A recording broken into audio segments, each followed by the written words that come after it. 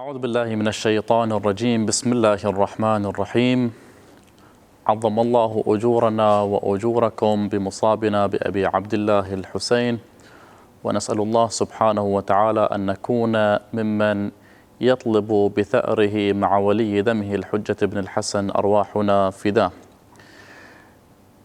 مسألتنا فيما يرتبط بحركة الإصلاح الحسيني، أن الإمام الحسين سلام الله عليه قد انطلق بحركة للإصلاح أعلنها من المدينة المنورة مرورا بمكة وخروجا من مكة إلى الكوفة. كانت خطابات الإمام الحسين كلها تنصب في هذا المحور، وهي مسألة الإصلاح. وهناك عبارات متكثرة في خطابات الإمام سلام الله عليه تشير إلى هذا المعنى: إني لم أخرج أشرا ولا بطرا، وإنما خرجت لطلب الإصلاح في أمة جدي. فمسألة الإصلاح في حركة الإمام الحسين كانت مسألة واضحة، وفي خطاباته ليس فيها لبس أو غموض. ويمكن أن ندخل في هذا العنوان أو هذه المسألة أنه لا بد أن نوضح أنه بماذا يتركب النظام الإسلامي. يشير بعض الأعلام أن النظام الإسلامي يتركب من أمور، يتركب من أحكام وتعاليم فردية تنصب على الفرد، وهناك تعاليم وأحكام تنصب على المجتمع. ولهذا حتى نلاحظ أيضا في الأحكام أن هناك تكاليف تتوجه إلى المكلف بما هو فرد، وهناك جملة من الأحكام والتكاليف تنصب وتتوجه إلى الأفراد بما هم كمجتمع. منها مسألة الجهاد مثلا، منها مسألة الأمر بالمعروف والنهي عن المنكر، وأيضا المسائل المالية والمعاملاتية وما شابه ذلك. فهذا النظام الإسلام يتركب من هذه الأمور، من أحكام فردية وأحكام اجتماعية. النبي الأكرم صلى الله عليه وآله حينما وصل إلى المدينة المنورة أسس لهذا الأمر، أي أقام دولة إسلامية مبتنية على هذه الأحكام، أحكام فردية وأحكام اجتماعية. ومن المؤمل من هذه الأحكام أن تبني المجتمع بناء سليما وصحيحا يلتزمون فيه بالأوامر ويبتعدون فيه عن النواهي. من الأمور التي ابتلي بها المجتمع الإسلامي في ذلك اليوم في عصر الإمام الحسين سلام الله عليه هي مسألة الانحراف. وأيضا هنا كلمة إلى سماحة القائد الخامنئي دام ظله فيما يرتبط بمسألة الانحراف. يقول بأن الانحراف على نحوين: انحراف الناس عن تكاليفهم الشرعية، ولكن تبقى ويبقى أحكام الإسلام موجودة. يعني بعض أفراد المجتمع يرتكبون بعض المعاصي وبعض المحرمات، يتجاوزون هذه الأحكام الشرعية، ولكن يبقى اسم الإسلام موجود، تبقى التعاليم العامة للإسلام موجودة.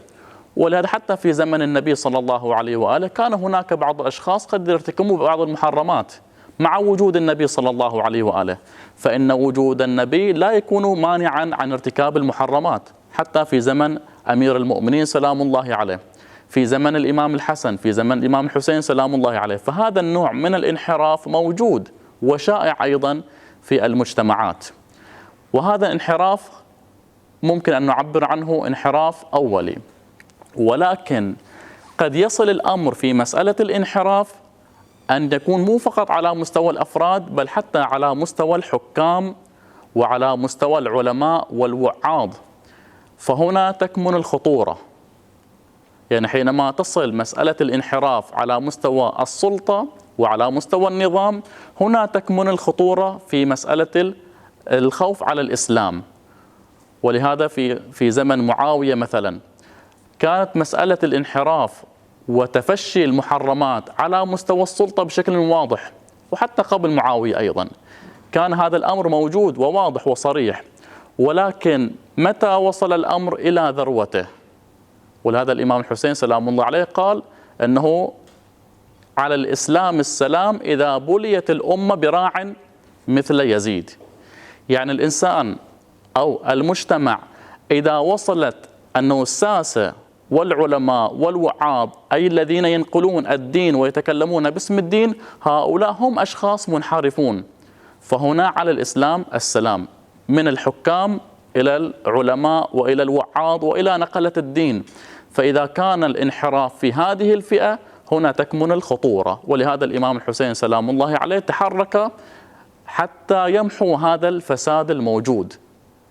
حينما يتغلغل الفساد في هذا المجتمع في كل مفاصل المجتمع من الأفراد والحكام والعلماء وعاظ السلاطين والمبلغين لأحكام الدين والمتكلمين باسم الإسلام وباسم الدين، هنا تكمن الخطورة.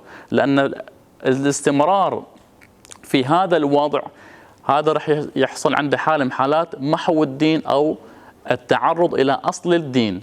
فهنا تحرك الإمام الحسين بالأهداف التي انطلق منها: أريد أن أأمر بالمعروف وأنهى عن المنكر وأسير بسيرة جدي وأبي. فهذه الحركة الإصلاحية التي انطلق منها الإمام الحسين سلام الله عليه من أجل أن تستمر تعاليم الإسلام ولا يندثر الإسلام المحمدي الذي جاء به النبي صلى الله عليه وآله. لعل هنا سائل يسأل هذا التساؤل، أنه هل أثمرت ثورة الإمام الحسين أو لم تثمر؟ لما نرجع للتاريخ نجد هذه البصمات التي تركها الإمام الحسين سلام الله عليه، وهذه البصمات واضحة ومتألقة أيضا في التاريخ. نلاحظ الثورات التي تعاقبت استشهاد الإمام الحسين سلام الله عليه، ابتداء من أهل المدينة في واقعة الحرة، مرورا بحركة التوابين، ومرورا أيضا بحركة المختار، وهكذا. يعني بدأت الأمة تصحو من هذه الغفلة في زمن معاوية، حالة من حالات التخدير إلى المجتمع حتى لا يتكلم أي أحد وأي فرد ولا يأمر بمعروف ولا ينهى عن منكر. ولكن ببركة ثورة الإمام الحسين سلام الله عليه قد أحيا الإسلام من جديد، أحيا روح الثورة في الأمة في جميع طبقات المجتمع.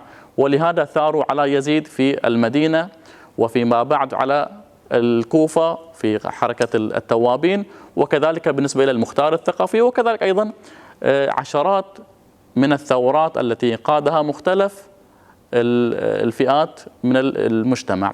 فعلى كل حال هذه ثمرة من ثمرات ثورة الإمام الحسين سلام الله عليه، وكذلك الحركة التي قادها سلام الله عليه. ونسأل الله سبحانه وتعالى أن يجعلنا من المتمسكين بمبادئ الحسين سلام الله عليه وبثورته، والحمد لله رب العالمين.